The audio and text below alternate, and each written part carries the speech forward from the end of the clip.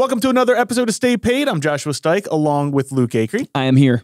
How you doing, Luke? I'm doing pretty good. I just found out that I always count down my videos 3, 2, 1, and Josh always thought it was really weird, but was never brave enough to tell me. I don't think it's that weird to count down. It's not 3, weird at 2, all. 1 I was just saying, I was videos. watching news bloopers on YouTube, and I see like all the newscasters are counting down. I was like, oh, that makes. You know what? It was probably one of you guys, Ariel, that gave it to me. I'm just going to toss the blame over there. It's probably one of you guys, maybe Mark. Yeah, leave it to the video producer to just. It's their fault. It's their fault. We've got a great interview today. The person that we'll introduce here just a minute after the intro. Actually got to work as a student manager under Bob Knight, the famous, NCAA Olympic coach and everything. So he's got some great stories to tell, as well as just some insight and input into really kind of how to grow a business that's going to be sustainable, provide value to clients, and ultimately bring that return back into your business. We get into the stuff like omni-channel. We get into stuff about being excellent, consistency. It's a really, really good interview. But before we introduce him, we'd love it if you take a minute to subscribe to Stay Paid on Apple Podcast or Spotify if you're not already subscribed. If you're not, come on. And while you're there... Yeah, just come on. Just come on. Drop us a review to let us know how we're doing, and we will read it on the show. Speaking of which, this week's featured review comes from The Stories We Wish to Tell via Apple Podcast. A very poetic name. The Stories We Wish to Tell says, just what I was looking for. They rate it 5 stars. I'm so glad I finally started listening to Stay Paid. It has been coming across my radar for a while. And while I've always been interested in the work that they do, I've only recently started listening to the podcast. The show is full of so much value. Definitely check this show out. That is so nice. Love it. Thank you. The Stories We Wish to Tell via Apple Podcasts. If you want to leave us a review, like I said, you can head on over to Apple Podcasts to do it, and we will read that on the show. And now let's get into this week's interview. From ReminderMedia, this is Stay Paid, a sales and marketing podcast on a mission to help you close more deals and retain more business. Hosted by the VP of Marketing, Josh Stike, and ReminderMedia's president, Luke Acree. So get ready to hear the golden nuggets that will allow you to live a life of freedom tomorrow, but only if you take action today. Let's welcome in Mike McGlothlin to the podcast. He's an author, industry-renowned speaker, and expert in growth strategies for financial professionals of all levels and business models. As Executive Vice President of Retirement for Ash Brokerage, Mike leads 65 direct reports who have grown a business line 300% in the last 6 years. Mike has been featured in multiple industry articles, including Forbes, and has written 3 books, including the Amazon bestseller, Free Throws for Financial Professionals. Mike, welcome to the podcast. Thanks for being here. Hey, thanks for having me, guys. I appreciate it. Looking forward to it. Yeah, Mike, we're excited to have you on the show to pick your brain and your wealth of knowledge. Would love to start with you kind of just sharing a little bit about your journey, how you got into the financial services arena and what you're doing today. So, and then also this concept, you've written 3 books. So what led you to even write these 3 books? So if you could take a little bit of time and share kind of your 30,000-foot view of how you got to where you're at. Sure. Well, my father was an executive and in the insurance industry. My brother, who is 4 years older than me, started out in the banking industry. And so as I graduated college, it made a lot of sense to be in the banking financial sector. Now, at that point in time, in the late 80s, early 90s, the banking industry was going through some significant deregulation, intrastate banking and things like that. And it began to sell a lot of insurance products, whether just credit insurance, but also annuities. So for every $100,000 of premium I sold through the bank, I got a $250 bonus. And I knew immediately that someone was keeping money from me. And so that's when I went out and started building my own insurance agency, started in a career development agency, and then found some wholesaling, went through a national organization, went through their management program, and left to come back to a small BGA. And now I work for one of the largest BGAs, which is a brokerage general agency. That is where an advisor would go to a brokerage general agency to find solutions like annuities, life insurance, disability, and linked benefits to help secure the financial future of clients. So that's kind of my 30-year glide path through the financial services industry. And what led you to writing like the books? What led you on that journey? Yeah, so they started out as blogs. So I was challenged when I joined Ash about 8 years ago to be more out front, which I wasn't completely comfortable with. And so the safe environment was just to write and just write a blog. And so after we had sufficient blogs, we kind of cobbled that together and started putting those together as books. But I really felt like after I got comfortable with that, I've always had this passion of taking my experience as a student basketball manager with the legendary coach Bob Knight. And there were so many life lessons that I learned during those 4 years and that I've utilized to be successful in my business career. And I just felt that there needed to be a different story told about Coach Knight than what's out there in the media. For me, he was the absolute best professor that I had at Indiana University, which is saying a lot because the undergraduate school is in the top 5% of undergraduate schools in the mid 80s. And so I narrowed down all the different stories, good stories. I always tell people the stories that you really want to hear at the bottom of the second bottle of wine, right? So the best stories that had the most impact on my business career, I put down into 10 different ideas. And that's what Free Throws for Financial Professionals is all about.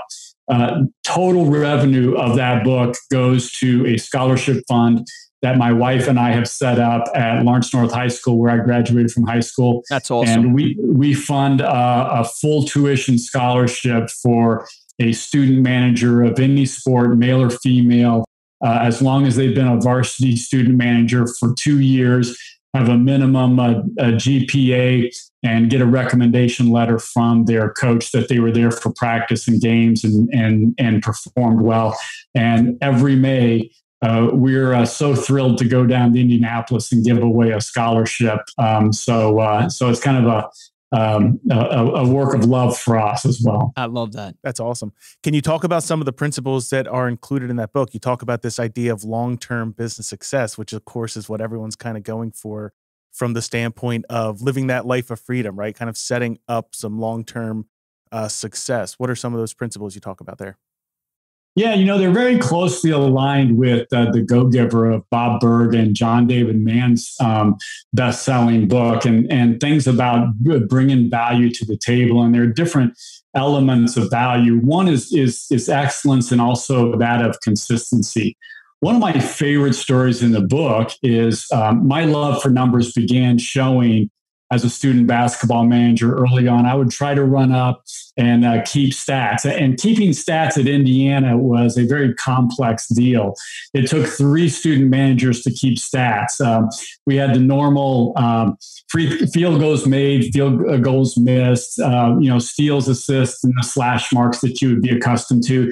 But we also kept a running total of Steve Alford, 15-foot jump shot left wing, assist Joe Hillman, kind of like CBS Sportsline today. Wow. That was me 30 years ago, essentially, right? And we had somebody there to kind of read off as we were writing, because you were like Ebenezer Scrooge, just writing everything down. Well, we kept those stats for every defensive and offensive set that we tried, whether it was box and 1, 2-3 zone, 3-2 zone, all the way through every defense and all of our setups. Every night, we would deliver a packet of stats about an inch thick. And then we would also send a manager upstairs. And on top of that paper was a videotape of the entire practice. Coach would look at that practice, that 2-hour practice again before he left for dinner. He would take a look and say, okay, where did we get 4 consecutive layups as an example? And then he would go to the film and say, why? Why were we doing that? And then he would show that tape the next day. It's that understanding of the business that is so critical. I tell people that in the day before, actually the night of the national championship game, I prepared the bench. I came back in. I'm nervous as all get out. I walk into the locker room. It's a football locker room because we were playing in the Superdome. In the back of that locker room is Coach Knight. He's on the training table. He has that famous red sweater tucked up as a pillow with perfect military precision, and he's taking a quick nap. because he's completely comfortable. He's had every stat from October the 15th through April the 2nd. He knows exactly how his team is going to react to whatever is thrown his way. And so people say that he's a genius of basketball. I just think that he knows his business better than anybody else. For me, that's huge success for long-term success in any industry. You have to know your sales funnel. You have to know that this catalog generates X amount of referrals. And so you're going to need Y number of catalogs. You're going to have to send out this many emails in today's digital world. You have to know your numbers and conversion, and you're going to have to know how your customers are likely going to react to different things. For me, I've always been keenly interested in the numbers and the stats, but especially in the financial services field, you can't lose sight of the human element. So there's always a little bit of a balance there. But for me, that's why I'm such a numbers guy. It's that really disciplined activity that we did at Indiana basketball. Now, it makes so much sense. I mean, I think for most entrepreneurs and business people, the discipline of tracking your numbers is where people fall down. It's like everybody wants to have the numbers, but it takes a lot of discipline to track how many calls that you've made, what you actually, to stick to the script even and say the same thing over and over again so you can actually get some numbers on those calls. Whatever it is that you're doing from a strategic standpoint, to track your numbers takes a discipline. But what I love that you're saying, and I don't know if people picked up on this or not, but I want to point it out is, Coach Knight is taking a nap. Before one of the biggest games, right, of his career, he's taking a nap because his comfort level is at a place where he feels he can take a nap. And that only comfort comes from preparation, right? When you're nervous before you go out and speak on a stage, there's some natural nerves that happen if you're not used to speaking on stage. But if you have authority on a subject matter, like I remember this when I used to play music, that really stood out to me when my professor or teacher, however you say it, would teach me piano. And they basically said, you want to practice because when you get out on stage, your muscle memory is going to take over because your nerves are going to get to you. But if you've practiced enough, your muscle memory is going to take over and you're just naturally going to be playing and almost in a way not even realizing what you're doing. The same applies to if you know your business in and out, you can have a confidence in what you're doing. And I think a big problem for entrepreneurs is they feel like they're on a hamster wheel when they wake up because they feel like, what's going to happen to me today? What's going to pull me in this direction or that direction? And they don't have a firm grasp on, here's my playbook that I'm going to run based upon my past successes and my past failures. Here's the playbook that I'm going to run to actually execute. So I'm curious just on this whole principle, when you work with advisors, right, and you're trying to help them implement this, what are the big blockers of why you're seeing, because it seems very simplistic and on one end, like, yes, track your numbers, know your business. What's the blocker that keeps people from doing it? Well, let me back up there first because you hit the key word there. It's confidence, and so many times there's a really thin line between cockiness and confidence. And when you know how to run your business, it's confidence, and that really helps when you're selling that large house, when you're selling that large piece of equipment, when you're asking for that $1 million ticket. You've got confidence, and that just exudes over to your customer as well. I think the big blocker is just willingness to do it. As salespeople, we tend to be extroverts. We tend to just want to get to the end goal, to the sale, but we don't get down into the weeds. And it's never been easier to let the weeds do the stuff for themselves. You do a CRM, you document things, it can calculate all those numbers. You can get all kinds of conversion ratios really easily. Back in 1980 and 1990, you were using slash marks, right? And then having to do all kinds of different spreadsheets as Excel and Windows and all that kind of stuff. Now there are programs to do it. So there's really no excuse other than time and effort and a little bit of discipline.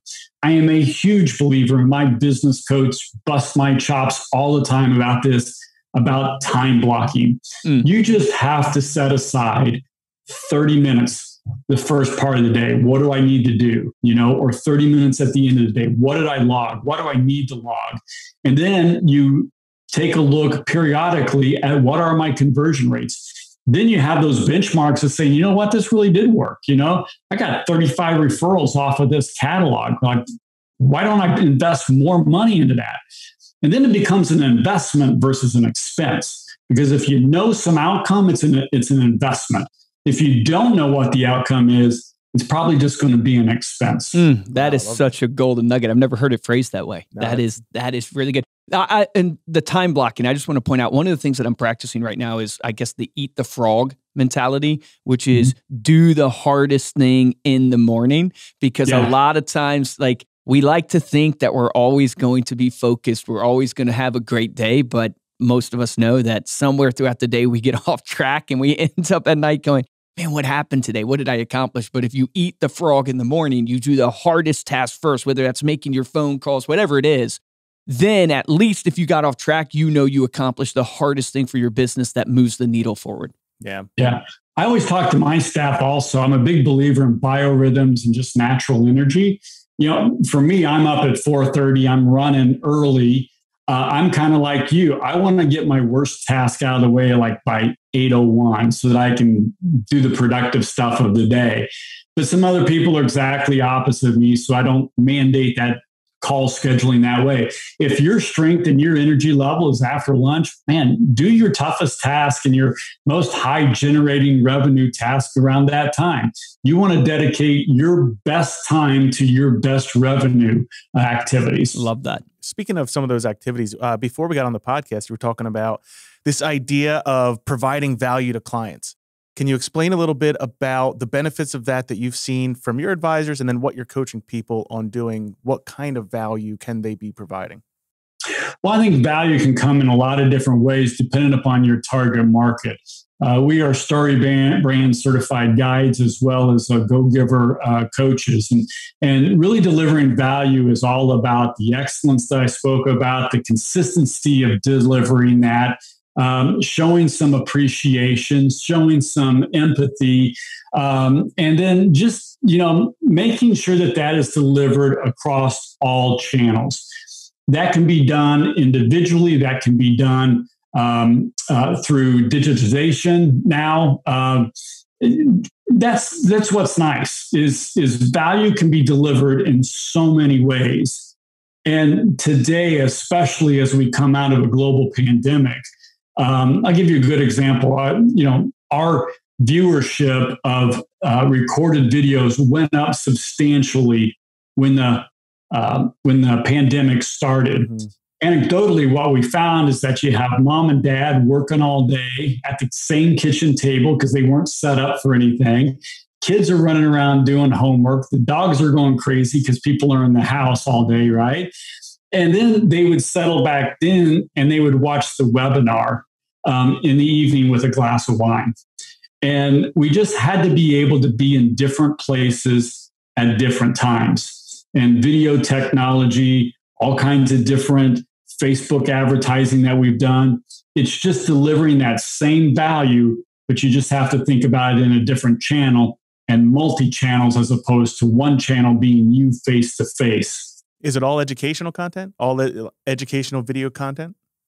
Yeah, we do some, I would say probably about 90% educational content. Some of it's motivational content when we're talking about financial services to financial services. Got it. I tend to do a little bit more motivational type of stuff about, just how to build a business and things like that. But yeah, we try to be, our CEO always challenges us to say, think about being a technology and an education company that happens to distribute financial services.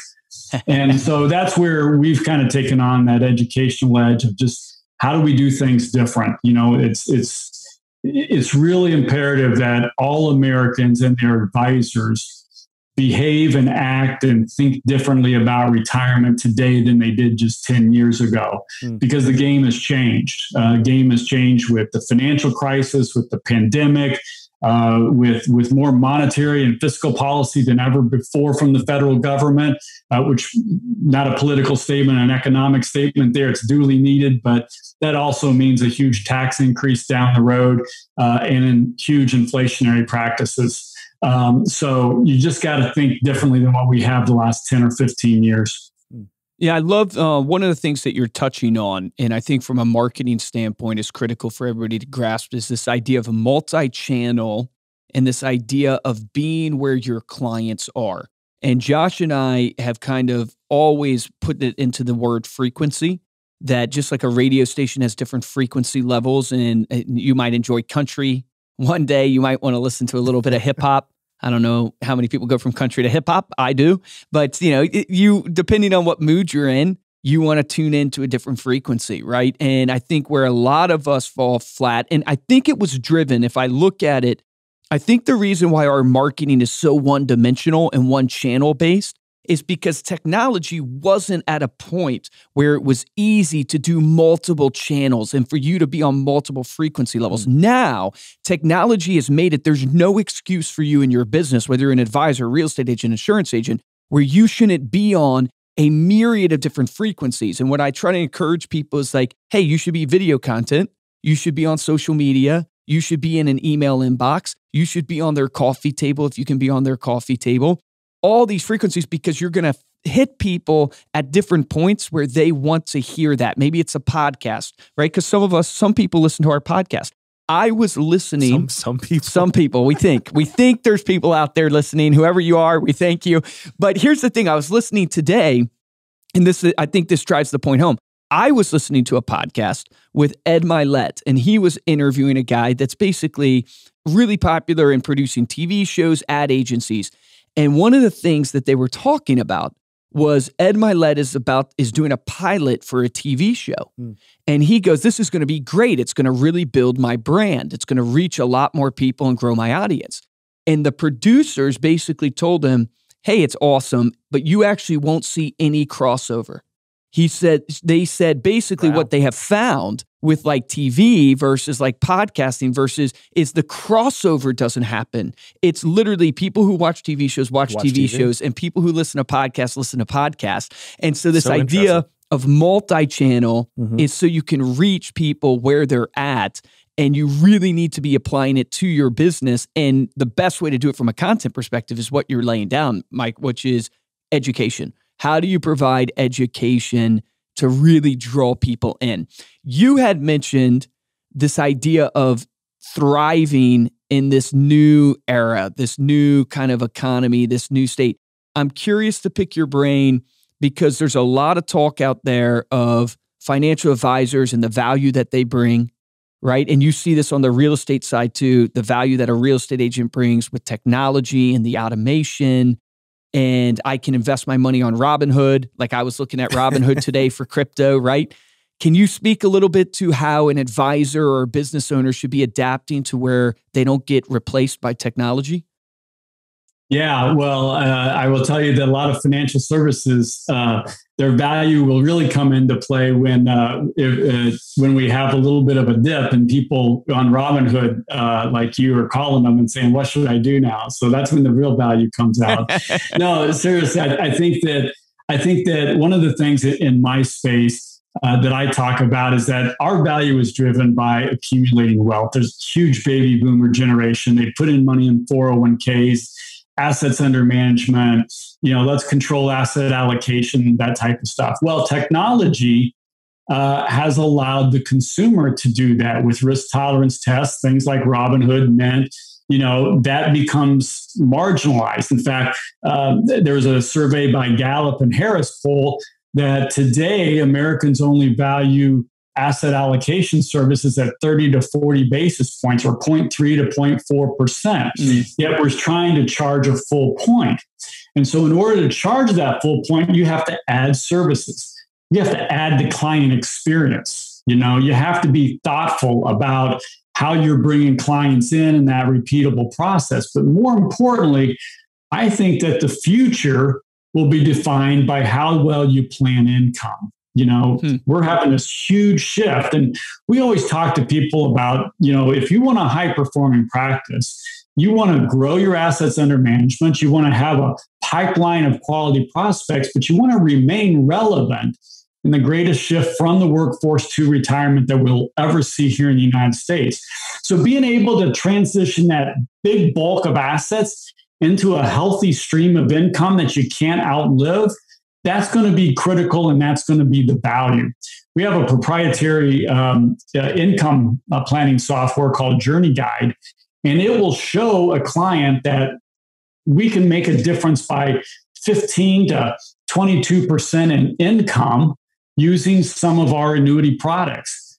Now, I would make an argument that there's a pricing model there. That's how you define how much you're going to be worth to that client going forward. And that your services need to be off of that versus a declining asset balance. So there's a huge shift. Many advisors haven't grasped onto that, but I think that value is going to be hugely important.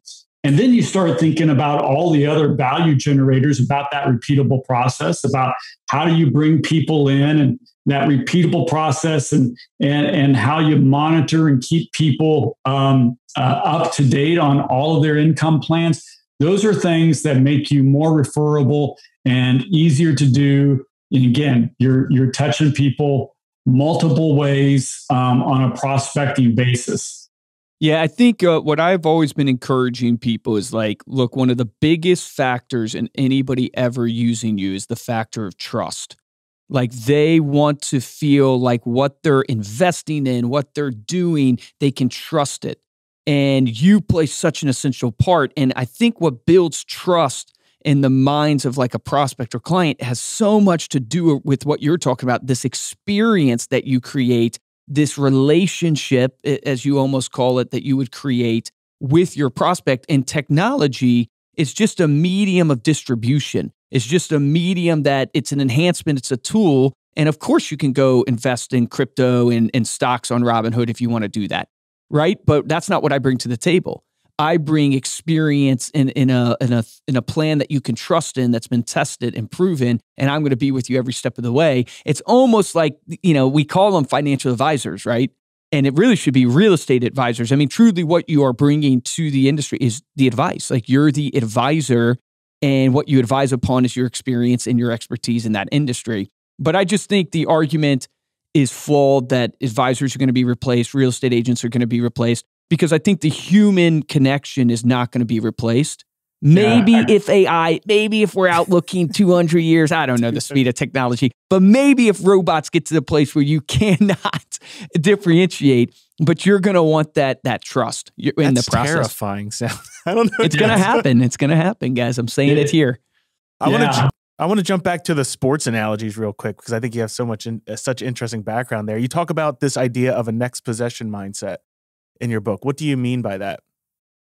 Well, one of my most memorable practices was on our march to the 1987 National Championship. Our star player was a three-point specialist, Steve Alford, who's now the coach at University of Nevada. And he took a three-point shot during practice, and this one happened to miss. Like a lot of three-point shots, it bounded off the back of the rim, and so it was a long rebound. The opposing team in the scrimmage gathered up the rebound, ran to the other end of the court, and in a driving layup, Steve trailed the play and fouled him, making a three-point play on the other end. Coach Knight stopped the practice, as only Coach Knight can stop a practice, as you can imagine. And he yelled, "What just happened?" And everybody's looking around and like, well, Steve missed a shot. What he went on for 20 minutes, and one of my most memorable life lessons is that he said Steve's shoulders probably weren't square, his hips weren't square, maybe his elbow wasn't underneath the ball properly, and we would figure that out when we watched the film. But the real problem is that when Steve saw that ball go off the back of the rim, he hung his head for just a split second. He got behind the play. I would say that no matter where you are, if you're in real estate, if you're selling anything, if you're in financial services in my space, that we cannot react. We have to respond. Everybody's becoming a fiduciary right now. Technology is changing, all those different things. you have to get on to the next possession. You've got to get back on defense. And basketball has always been a great analogy for me in life, going back and forth. And you have good momentum at some point in times. And then you think, oh man, this is just a grind. How do I figure out how to get momentum back and those types of things? That's what next possession is all about, that you can't hang your head. You got to get back and you got to play the game. I love that. Yeah, no, that's so good. I love the sports analogies because it's such I always talk to my sales team. It's such a direct correlation to building a business, entrepreneurship and sports. It's such a connection, and that idea of back and forth is so spot on. So I got to ask you, because we ask all successful people that come on the show, is when you look at your life and the success that you've had, what are the routines that you've implemented in your life that have driven results for you? When I'm at my best, I exercise on a regular basis. I just ran a half marathon last weekend. Hey, actually did a personal record at age 56. Wow. And so recovery was a little tougher at age 56 than it was at 40. I'll be honest about that. But I'm into that routine. I'm living a healthier lifestyle. I've been on this health journey for about 18 months as a type 2 diabetic. I was introduced to a firm called Virta Health, and they knocked me right in between the eyes because I was interviewing to get into their program. And I said, hey, I just want to control my type 2 diabetes. And they said, well, we're not interested in controlling it. We're interested in reversing it. No one had ever said anything like that to me before, and really challenged me. And so within 1 week, I got off of 18 units of insulin, start to feel better. Wow. Then your discipline of the day comes into play. Again, morning person, get a good breakfast. I'm into the office earlier during the pandemic because I'm working from home. I'm getting all the things that I don't like to do out of the way. I'm answering emails, getting all that out. And then I can really focus in on my revenue generating activities. The phone calls, the listening to phone calls, the coaching my team, the working with our strategic accounts, and then time blocking at the end to kind of wrap up so that there's nothing left over and I can leave the day, especially just going 2 floors down, with a clear conscience. And then most importantly, I've learned, really about recovery, making sure that we recover our body, proper sleep, proper stretching, all those things. I don't care whether you're athletic or not. Those are all really important things to have a healthy lifestyle. And, where we are today, our longevity is increasing by 2.5 years for every decade, according to the CDC. That means that we have to have better lifestyles when we're at the ages of 80, 85, and 90, because you can live longer, but you want a good quality of life. And so you got to take care of your body. So exercise, good quality routine, time blocking, and just really focused in on recovery recently. Those are my things that I try to concentrate on a daily basis. That's so good. Last question. What would you go back and tell younger Mike? I would tell him to pay more attention during basketball practice and actually take more chances. Probably, you always hear about people regretting. There are some things that I say, boy, I wish I had done differently, or I wish I had invested, not in stocks and bonds, but in businesses and things like that. Sometimes I was watching the new show Wall Street with Mark Wahlberg, and he had a great line. He goes man, sometimes you just got to say the heck with it and jump all in and do it. I wish I had done that a couple times before. Awesome, yeah, Mike. So no, thank you so much for being here. Thanks for sharing that. Before we close out, let people know how they can connect with you or find more about you. Hey, you can find us on LinkedIn. Also, my Twitter handle is @McGSpeaks. And then also, if you're a financial services professional, I encourage you to go to highperformingpractice.com, where you can find our podcast as well as other resources and my blog, as well as other courses that they can take.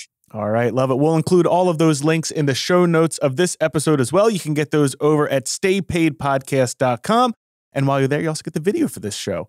If you're interested in supporting the show, there's 2 ways we ask you to do that. First way is to head on over to Apple Podcasts, leave us a 5-star review, along with a comment to let us know how we're doing. And the best way to help out the show is to tell a friend and share this episode on your social media. If you want to get hold of me or Luke, You can email us at podcast@remindermedia.com. And of course, you can find us on social media. We are at Stay Paid Podcast on Instagram and on Facebook. For this episode of Stay Paid, I'm Joshua Stike. Guys, and I'm Luke Acree. What a great episode. Here's the action item I believe you can implement right away is look at your system right now and ask yourself, am I just one channel or am I multi-channel? And am I doing things with excellence and consistency on multiple channels so you can reach multiple people? So those multiple channels might be, maybe you start producing video content that you're not producing. Maybe you need to get on social media and start connecting with your database from that perspective. How can you add another channel? And the easiest way to do it is follow what Mike has done, which is put out educational content or motivation content and start producing that on every channel. Remember this, the difference between a top producer and a mediocre producer is top producers take action. Take action on that today.